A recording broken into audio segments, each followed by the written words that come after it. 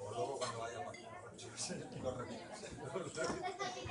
Vamos a hacer otro blues clásico, es una canción que se llama Every Day I Have the Blues. Es la primera vez que tocamos juntos, no hemos ensayado por cuestiones de que, bueno, iba a venir Sara, no ha podido venir y hemos montado este combo así. Este mismo día Mateo me ha llamado espontáneamente. Bandas reclutadas. ¿Cómo lo quieres? Sí.